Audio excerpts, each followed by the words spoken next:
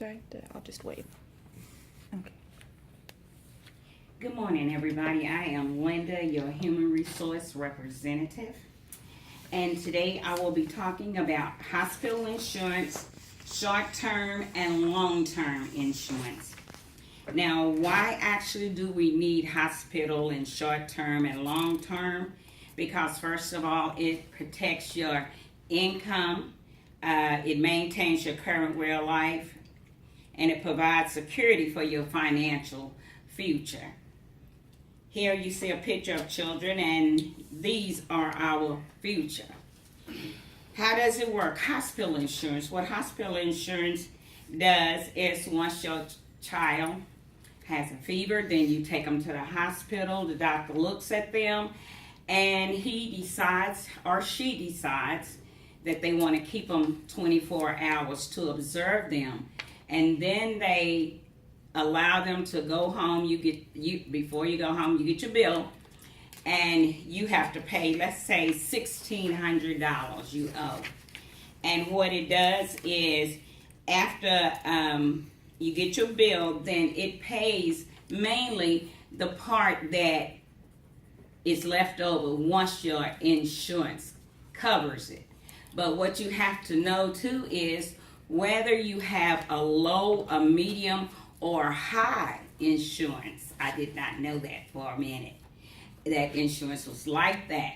But if you have a low income, low insurance, then you're going to pay much more. What does the insurance do also? It helps you pay your bills while you pay attention to your health. Let's say one day you wake up or you go to work, and all of a sudden you get ill, and you find out you are disabled with diabetes. You still have mortgage payments. You still have groceries to buy. You still have other bills, electric, water, sewer, all those other bills where you've got a cost.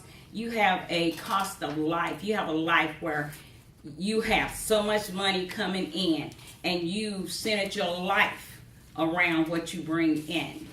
So it doesn't leave you any money to pay that extra cost, like your deposits, and your and also, let me see, I have to find it, but I'll give it to you in a minute. So what does it do? It helps you pay the difference. Once your insurance pays, there's always a difference, because there's not many times that anybody's insurance pays 100%.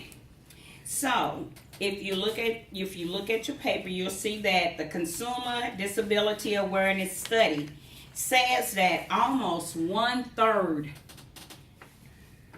of Americans enter the workforce today will not have disability insurance before they retire.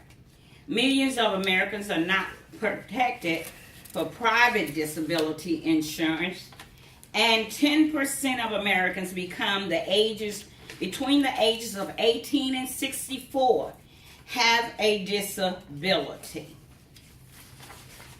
Now, what I said was, my closing story was that in 1998, and this is why I specifically recommend short-term and long-term. In 1998, I was physically fit. Didn't weigh much, working out. But guess what? 1999, I got diabetes. Just came all of a sudden, diabetes, and I had to be rushed to the hospital. Before that, in 98, I started working for a company, and that company asked me, do you want to take long-term and short-term disability?